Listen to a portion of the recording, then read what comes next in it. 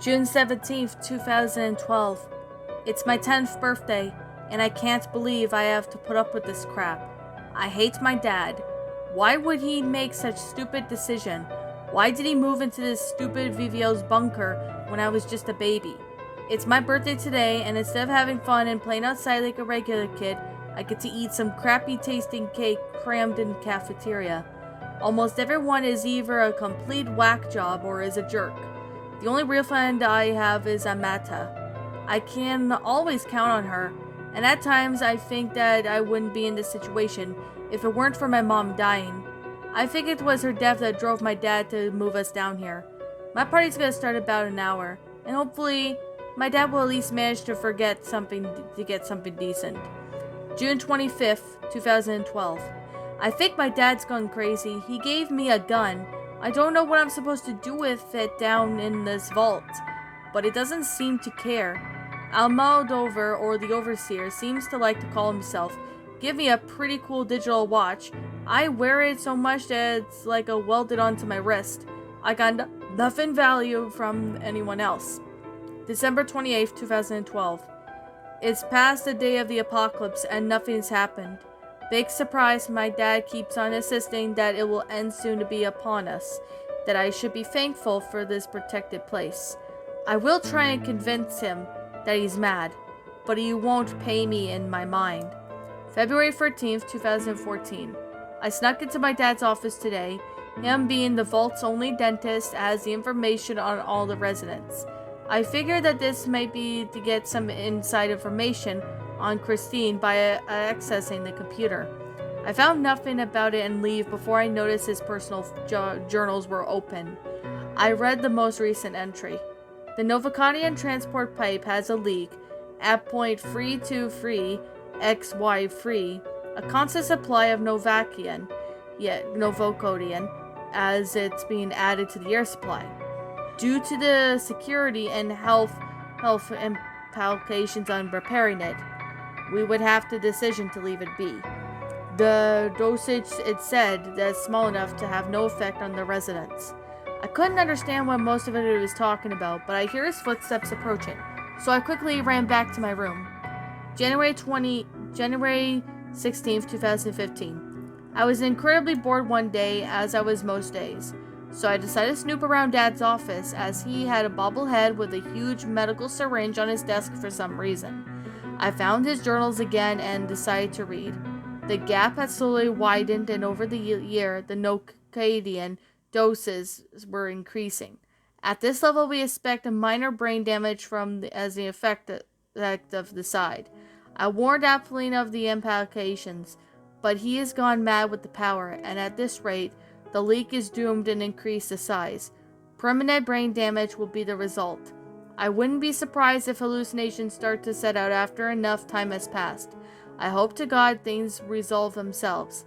I didn't know what their novacation was, but I am sure how bad the brain damage was. I immediately confronted my dad what he wrote. He passed it off as a novel he was writing. It explains the things better than being true. I'll choose to believe it for now. August 4th, 2017.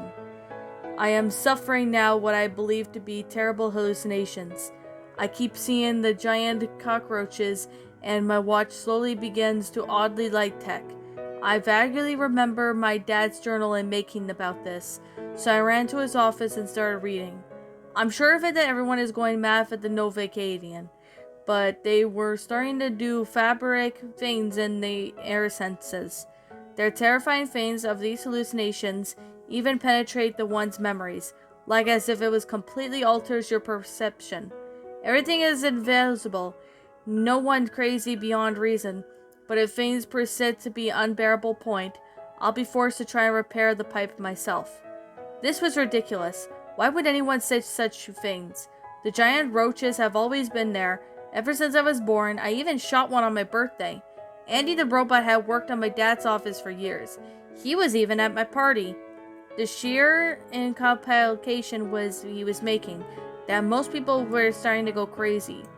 It's just impostures, and I'm pretty sure, and it's just preposterous, but I'm just sure it's just an invite to the story. I'm sure things work fine. September 24th, 2018. Today is the big day of my big test. I am so excited. I soon hope to do a laundry cannon operator. Ooh, maybe a Pip-Boy programmer? This would be cool. Well, I better get going. I don't want to be late. Hopefully I won't turn into Butch and tunnel snakes on the way there. I found this note from my father on March 11th, 2021. Son, the vault is falling into ruin. I will need to try my best to repair the Novian pipes. And for some reason, I'm the only one who is not affected by the gas. If I don't succeed or something goes wrong, I'm leaving the vault. Son, you mustn't leave. Everyone in the vault has gone so crazy, and I don't know what they'll do without you. I'm not even sure if you can understand it, this letter, but just so you know, I love you. My dad is so silly. March 12th, 2021. Amata woke up and she said there was a lockdown. The overseers were patrolling the halls, and my father had escaped. She gave me a pistol and ran off. God, I didn't see what happened. My father wasn't crazy, and he was telling the truth. He was trying to save us all. Everything I knew was a fragment of my own creation, and the ridiculous uniforms everyone wore, giant cockroaches, a robot doctor. It was all ridiculous. How could I have been this stupid? I ran out of my room, determined to escape with my father. I cut a path of blood along the way, shooting what I think was giant roaches and officers. Who knew as if they were real or not? I shot the overseer in cold blood and walked away from the sobbing that was Amata. The exit to the vault was within the reach. I could feel my mind on fire. Everything was wrapped before my eyes, and I collapsed to the ground. Date unknown. I woke up at the entrance of the vault. I still had my uniform. I still had my Pip-Boy. It was all the same. I looked around, and the barren landscape extended for miles. I was free for the vault, and everything remained the same. How could this be? It hit me. It was all real. I was sane. My father was the crazy one. I had entered into a new post-apocalyptic world, and it was the mind that was talking. I felt unstoppable. I picked up the radio signal and watched as I was starting running across a scorched field. On the horizon, what appears to be a shantytown of some sort. I had a good feeling about this, and was on top of the world. I was unstoppable, as I was a lone wanderer. Subject 134 was one of the most interesting cases. We have no name for him, but he calls himself the Lone Wanderer. He was found wandering around the D.C. area screaming, shouting, and talking to random foliage. He was also reported being shooting at wildlife with a BB gun. Upon closer interrogation, he insists upon that he's following a post-apocalyptic landscape. He insists upon calling the Lucas Sims, the sheriff for some place, and calls it Megaton. He keeps telling us that his cell is a house that provided him with defusing the bomb and at the center of the town. The bomb he is referring to what believes to be the sculpture of the courtyard. We let him out occasionally, and he always had the same reaction. He insists upon seeing the apocalyptic world. We have no idea where it came from, and he appeared to pop out of nowhere. As we all know for sure is that he shows little hope for improvement. And that, my little pretties, was the Fallout Effect, a Fallout creepypasta. My final thoughts on the story?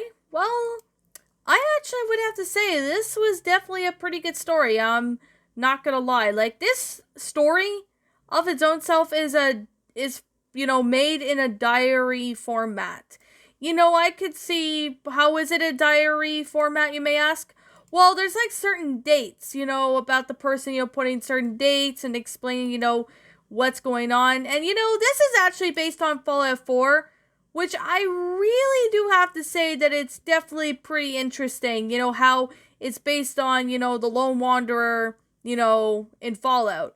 Which I really would have to say, it's definitely really good. Like, I really enjoyed how this story went out.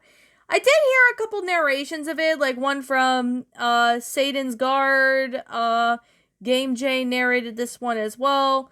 Meezy Studios, SWAT Army Gaming, and even D Burke 321. those people actually narrated this story, so I thought I'd give myself a shot at reading this. And what did I think of this? Well, I actually found this one to be, well, quite awesome. I really do like how this story went out. It actually had a pretty good, concept of how this story went out. It was really, really interesting. Like, even the storyline, I really do appreciate is how good the storyline went. Like, I really do like how the storyline went out. It's a pretty good storyline, to be honest. Like, when I first read this story, I honestly really like how this went out. It actually had a pretty good concept for this story. I have heard of a few narrations of this, like I said earlier, and I decided, you know what? I'll give myself a shot at reading this, and this story was definitely a pretty good one. It's definitely a really good story, and I highly recommend you guys check this one out. This one is definitely something, I'm not gonna lie. This story was definitely something. Like, I kind of remember, this story being narrated a few times, so, yeah, I actually decided to go ahead and narrate this. The grammar of this story is pretty good, along with, well, the sentence structuring, the storyline, and even though it's in a diary format, I still really found that it works out well, because it's staying the days of the lone wanderer and explaining, what's going on in his life. Like, I haven't played Fallout 3 in, like, a really long time, because I like the fourth game a lot more for some reason. I still find this one to be rather enjoyable. It is still a pretty good pasta. It's definitely really well made, and I really like how it all went out. It's pretty good for what this is. I actually really do find this one to be, enjoyable. It's still a well-made story, and I really would have to say I really found this one to be amazing. It's really well done in detail. Like, it's on the regular Creepypasta wiki, so if you guys want to check out the Creepypasta, that's totally fine. You are more than welcome to check out the, the story if you want. It's on the regular Creepypasta wiki. It's pretty good for what it is. I really do, find this story to be, good. Now, and as for the author of this story, I can't seem to find out who the original author is, so pardon me about that. Sorry if I did burp in a bit while I'm narrating it. I do apologize. I was, I ate, not too long ago, so yeah, that's an excusable, answer.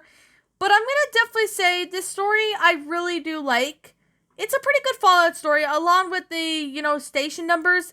That one was actually pretty good in its ways, and I really do have to say that this story was still a pretty good one. Now, I did notice maybe a couple grammatical errors in the story, so there's definitely that. There was like a few grammatical errors in the story, so I did have some trouble, at parts, narrating, but I still found it to be enjoyable. I still really found it to be really cool, and I still really found this one to be, really well awesome. So, yeah, and as for the author, I can't seem to find out who the original author of this story is, so I'm just going to leave it as anonymous for now. If I ever find out who the original author is, maybe if he or she could comment on this video if they happen to see it, then I'll be sure to give the author proper credit if I do find out in the future. I'll be sure to give the author proper credit. Okay. So I really have to say this story was actually a pretty fun read. I really found this one to be enjoyable. It's a pretty good creepypasta. I've actually, like I said, I've heard of a few narrations of it before, and I still really found this one to be rather good. It's an enjoyable creepypasta. It's definitely really well made. It's definitely one worth to check out. It's a pretty amazing story, and I really recommend you guys check this one out if you want to. So, I guess with that being the case, that being said, I'm going to sit here and, say this right now. Like I'm going to say right now, and like I always continue to say, this is simply my own personal opinion. And if you happen to disagree with me, that's fine too. We're all entitled to our own opinions regarding these creepypastas, and this is simply my own personal thoughts. My final rating of this story would have to be a 10 out of 10. It's a really well-made creepypasta, a diary format of a creepypasta. Pretty good and well made. There's definitely a lot of time and effort into it. I really do, like how, the grammar went out. Despite the few grammatical errors I spotted partway through, it's still a pretty good and well written. There's definitely a lot of time and effort into it, and I really do enjoy how this story went out. It's a pretty good one. It's a pretty cool story. Really recommend it. Give it a read if you want to. But yeah, with that being the case, that being said, what did you guys think about this story? Did you all enjoy it? Did you all not? Also, what we have done personally to help make this story a lot better? Feel free to leave me know what your thoughts are down in the comment section down below. I'm the Queen of Lions. Thank you so much for watching today's episode. And if you happen to be brand new here on this channel, be sure to like, comment, and subscribe, because I make brand new videos every single day. Don't forget to ring the notification bell to when I upload, so then you guys will not miss an upload. And as always, please roll your outro, because I'm out.